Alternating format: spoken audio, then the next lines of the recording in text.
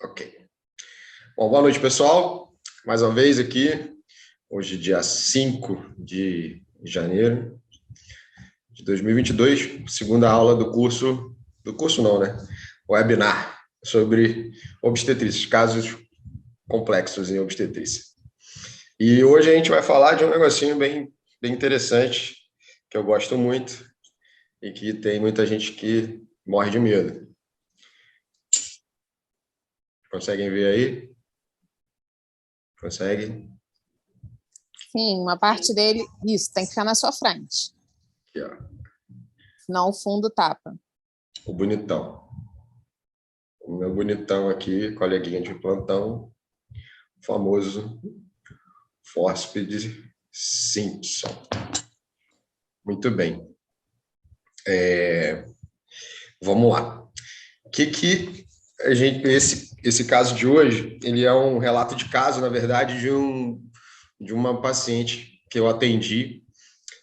Eu fui convidado, fui chamado por uma colega que estava com uma paciente com Covid, internada e entubada em um hospital privado, onde não tinha maternidade. Essa paciente chegou em franca insuficiência respiratória na emergência desse hospital e foi prontamente entubada na sala de emergência. Ela era uma primípara com 32 anos de idade, estava com 35 semanas de gestação. Uma gestação até então sem nenhuma intercorrência. Ela era um pouco obesa, mas não tinha nenhuma outra comorbidade, mas uma obesidade de grau 1. E o paciente adquiriu a infecção pelo coronavírus e não sabia, evoluiu muito rápido, com um quadro de insuficiência respiratória muito violento, que precisou ser entubada logo na admissão do hospital. Bom, aí que eu entro na história, porque a colega era uma paciente dela de consultório, a colega me ligou, perguntando o que fazer, como fazer, enfim. E aí começou a minha saga desse dia. Isso era mais ou menos 2 da manhã, eu estava de plantão, no CTI Covid, e eu dei o suporte que ela precisava ali naquele momento, orientei, né, e de manhã, quando eu saí do plantão, eu fui lá, e eu fiz uma avaliação desse feto, e vi que era possível tentar fazer o parto via vaginal nessa paciente, não submetê-la a uma cesariana, que desde que começou a pandemia, eu venho dizendo isso, todo paciente, né, que possui a infecção pelo coronavírus e apresenta COVID, o ideal é que a gente tente não operá-los, né, tente não fazer nenhum tipo de cirurgia. Vários trabalhos mostraram que a mortalidade dos pacientes que foram submetidos a cirurgias eletivas e que foram diagnosticados com COVID no pós-operatório, ou seja, eles já estavam infectados pelo coronavírus, a mortalidade foi de 100%. Então, assim, a cascata de resposta inflamatória, né, a resposta endócrino-metabólica ao trauma, ela é muito violenta. Então, nada mais racional do que pegar essas gestantes e tentar ao máximo fazer com que elas tenham o parto via vaginal. E foi o que a gente fez com essa paciente em específico. Qual foi a diferença dessa paciente? Essa foi uma das pacientes que, assim que ela foi entubada, a troca foi muito ruim, ela precisou ser bloqueada, né, fazer uso de bloqueador neuromuscular e colocá-la em prona, em posição pronada. E aí o pessoal começou, né, do hospital, como não tinha maternidade lá, o pessoal ficou naquela. Mas como que vai pronar uma gestante? Não tem como. Eu falei, tem porque eu já fiz isso aí. E aí a gente virou a paciente com o devido cuidado, colocou ela em posição de prona, e ela, comecei a indução do parto dela de forma mecânica. Passei um Krause, né, que é uma sonda, eu utilizei uma sonda Foley, 26, 24, 26, não lembro, e direito, mas que foi expulsa por volta de 11 da manhã. Então, ela ficou de 7 da manhã, 8 da manhã, mais ou menos, quando eu comecei essa indução mecânica, até meio-dia, 11 da manhã, ela expulsou. E meio-dia a gente começou a utilizar a ocitocina em bomba, né, venosa, para continuar estimular o útero para contrair e fazer com que esse bebê nascesse, né? Era um bebê que tinha um peso adequado para a idade gestacional e ele tinha tudo para nascer bem. E a gente continuou a indução, né, do trabalho de parto com ocitocina, fomos aumentando as doses para poder aumentar a contração uterina, e ela realmente entrou em franco trabalho de parto e entrou em período expulsivo, né, pronada. Mas o bebê ele estava um pouco alto e ele não estava rodando adequadamente e não estava descendo adequadamente. E eu fui fazendo algumas manobras, tentando acertar a cabecinha do bebê ali no canal de parto, e fui surpreendido quando eu solicitei o fórceps e eu vi que não havia no hospital. Mais do que óbvio, né? O hospital não tinha maternidade, então não tinha por que realmente ter o fórceps lá. E aí foi que aconteceu o meu desespero, né? Porque ficou aquela coisa empacada ali e não ia para frente nem para trás. Mas aí eu tive a ideia de buscar um fórceps em um outro hospital que eu trabalhava. Liguei para o chefe do serviço, pedi autorização, ele me emprestou o fórceps, fui lá de carro, peguei e voltei. E aí o pessoal começou, Davis, mas como é que você vai aplicar o fórceps na paciente? Ela não consegue ficar supinada. Quando ela vai para a posição supina, ela desatura. Então, como é que você vai fazer? Eu falei, não sei, mas a gente vai fazer. Pelo menos eu vou tentar. E aí que foi interessante, porque eu acabei pegando e pedi para que a colega, que era médica assistente da paciente, e uma enfermeira que estava do meu lado, na verdade, tinha gente pra caramba dentro do CTI, porque era um evento no hospital, né? Então, tinha gente de tudo quanto é lugar do hospital dentro do CTI para assistir aquilo ali. E aí é que veio na minha cabeça a situação de tentar... deixa eu só tirar isso aqui rapidinho.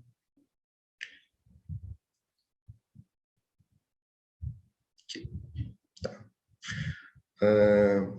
Deixa eu só tirar o filtro aqui para poder ficar melhor. Bom, e aí o que aconteceu foi uma coisa bem interessante, porque eu tentei aplicar o fórceps, né? Peguei o fórceps, né, com a técnica correta, desarticulei, peguei o ramo posterior, e aí fiquei naquela coisa assim, meio que no ar, assim, sabe? Eu fazendo na minha cabeça, pensando como que eu ia fazer a aplicação desse fórceps na paciente pronada. Então, a primeira coisa que veio na minha cabeça foi, o fórceps ele é usado dessa forma. Então, se a paciente está de barriga para baixo, eu vou ter que utilizar ele assim, certo? Então, eu peguei e já mudei na minha cabeça que ele tinha que ficar assim, né? E aí, quando eu desarticulei e para aplicar o ramo posterior, que seria o primeiro a entrar, então seria esse daqui, porque seria posterior à mãe, né? Que estava com o dorso superior. Então, eu tive que fazer todo esse raciocínio contrário, né? Aplicar primeiro o ramo que estava teoricamente anterior, né? Aqui na minha mão, e para depois aplicar o ramo anterior, que na verdade era na minha mão o posterior, que tinha tudo rodado na minha cabeça, né? Ao invés de eu estar trabalhando assim com uma paciente supinada, eu estava trabalhando com uma paciente pronada. Então, foi aí que eu tive essa ideia de fazer desse jeito e, graças a Deus, eu consegui aplicar esse force e eu vi a pega foi uma boa pega. E aí eu tentei tracionar esse feto e não consegui. Por quê? Porque eu estava numa posição, a gente tem uma posição linear com a paciente, né? A gente pega e faz uma tração, né, sem fazer força, né, uma leve tração com força, no sentido crânio-caudal do paciente, né? E eu estava de lado na cama, porque eu estava fazendo a tração até no sentido crânio-caudal, mas as minhas forças de um braço e do outro eram diferentes. Eu tinha uma posição, um posicionamento de braço ali que ficou muito desconfortável para mim. Eu não estava conseguindo fazer exatamente o que precisava para fazer esse feto descer e desprender o polo cefálico. E aí eu tive outra ideia. Qual foi? A paciente nessa posição de prece maometana, né, no pronada, com a colega e a enfermeira segurando as pernas dela com o joelho apoiado no colchão, eu tirei o sapato e subi na cama da paciente. Me ajoelhei. E aí, sim, eu consegui me colocar numa posição onde eu tive essa possibilidade de fazer essa tração no polo cefálico fetal, crânio caudal, porém, com o movimento contrário ao que eu faço com a paciente supinada, né? Que geralmente a gente faz para baixo, para desviar do pubis, e para cima, né? Como ela estava supinada, eu tive que fazer para cima e ainda ter que jogar para baixo. E aí sim o feto saiu. Houve o desprendimento do polo cefálico, eu desarticulei o fórceps, retirei os ramos em ordem inversa, ali a colocação, seguindo a técnica, e acabei de fazer o parto. Óbvio, o bebê nasceu também sedado, né, e bloqueado, como todos os fetos de mães que a gente fez parto, que foram submetidas à intubação e uso de bloqueador neuromuscular e sedativos, porque eles passam pela circulação uteroplacentária. Então, o bebê nasceu também sedado, sem movimentação alguma, e foi prontamente atendido.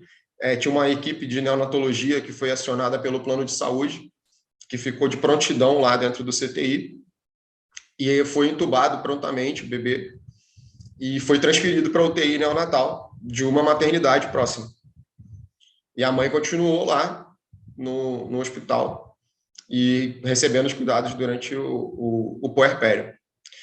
Então, assim, foi uma situação que eu acho que única que eu vivi, né? Provavelmente, espero eu nunca mais ter que passar por isso, porque realmente é muito estressante, foi muito estressante, mas eu queria contar essa história, gravar isso aqui para poder deixar para a posteridade e mostrar que medicina, a gente aprende isso, é verdade, né? Não existe nem nunca, nem sempre. A gente pode se reinventar, a gente, né, sabendo o que está fazendo, conhecendo as nossas especialidades a fundo, a gente consegue fazer o melhor para o nosso paciente. Nesse caso, a gente teve sucesso, o bebê ficou bem, ele teve alta uma semana após o nascimento, saudável, não tinha infecção por Covid, por coronavírus. A mãe ainda ficou internada alguns dias. Infelizmente, a gente perdeu essa paciente, porque o quadro dela realmente era muito grave. Ela depois evoluiu, como todo paciente Covid grave, né? Evolui com diálise, enfim, e acabou, infelizmente, falecendo. Mas foi um grande ganho, assim, pessoal para mim, uma satisfação enorme de conseguir fazer o parto, né? Ter esse reconhecimento de todo mundo que estava ali. Foi muito bonito até, na hora que a gente terminou de fazer o parto, o CTI inteiro se juntou em oração, agradecendo, né, alguém lá de cima que estava ali me usando para poder ter esse desfecho com esse neném aí e ter dado essa chance a essa mãe de conseguir lutar melhor contra essa maldita doença, né? Mas, infelizmente, ela não conseguiu resistir. Bom, é isso. Esse era o caso que eu queria contar para vocês hoje. E estou aberto a perguntas. Josué, você que está aí no 18º período de medicina e está me olhando aí atentamente, pode fazer as perguntas. 18º não, 7º. Não, 18º. Você já está fazendo medicina há uns 10 anos, cara. Porra, para de palhaçada. E aí? Gostou da história, cara? Pô, muito legal. Pena foi a mãe, né? Desfecho do Covid. Lamentável. Mas a história foi muito legal. E o raciocínio clínico ali rápido, né? Sim. Pensar de uma forma diferente de como a gente vê, principalmente eu que dei GO agora na faculdade, no 6º período, né? Você sabe mais ou menos como é que foi dado ali na matéria, mas botar isso tudo em prática, ao contrário, foi realmente... quase que eu tive que ficar de cabeça para baixo, sem para entender a coisa que eu estava fazendo. mas foi realmente muito legal. Mas, assim, o interessante é exatamente isso, você conhecer a técnica, né? Saber a técnica correta, como que é, e você variar essa... O que a gente fala em cirurgia, né, muito, é que a gente tem a técnica e tem a tática cirúrgica, né? Muitas vezes a gente vai mexer na tática, você vai mudar no meio do caminho ali a tática, né? Mas a técnica você geralmente não muda tanto. E, na verdade, assim, o que eu mudei foi uma tática, né? Por causa do posicionamento da paciente. Mas a técnica, eu segui ela, só inverti ela na minha cabeça para poder dar certo, né? Então, e deu, graças a Deus. Né? E você, Mia? Você está aí com o seu fundo Plantão A2 também. A Mia é nossa parceira do site e é a chefe da pediatria. A Roberta, a esposa do Josué, aí, é chefe da terapia intensiva do site Plantão A2. Então, só tem craque aqui. E a Valéria é a pessoa que me atura todo sábado no plantão, é a minha chefe do plantão de sábado. E puxa minhas orelhas lá, de vez em quando, quando eu estou falando muita bobagem. Tem alguma dúvida, Valeria? Seu microfone está desligado. Eu sei. Não tem dúvida, não. Nesse dia eu acompanhei praticamente tudo que em tempo real, né? Cada passo, desde quando você começou a indução, desde quando expulsou o Krause, a correria para ir buscar o FORSP, o raciocínio de como ia aplicar esse FORSP. Uma pena que eu não consegui estar lá na hora. Bem que eu queria.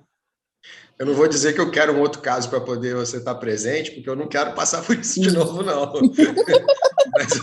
mas se acontecer... Também precisa não. É melhor, vamos conservar nossas coronárias, né? Melhor conservar. A gente já não está mais tão novinho assim. A gente não está mais novinho, não. Infartar na nossa idade não dá certo. Não. Mi, obrigado, viu, pela presença. Te amo, você sabe disso. Valeu, galera. Obrigado aí. Amanhã a gente tem outra. E é sobre... Aí sim o caso que aconteceu com a gente, né, doutora Valéria? Que você estava presente, que a gente quase matou a pediatra do coração. A pediatra, a nossa colega obstetra. A nossa colega de quase plantão. Infartou. Nossas mãos se encontraram em locais diferentes da paciente. A minha mão estava interna e a sua estava externa. Foi uma coisa meio doida. Exatamente. Exatamente. Essa aula vai ser bem legal, que é uma aula sobre a versão interna de um feto, de um segundo gemelar, de um parto que a gente fez. Foi bem legal também. Tá bom, galera? Obrigado, pessoal. Beijo para vocês. Daqui a pouco tá no YouTube. Abraço.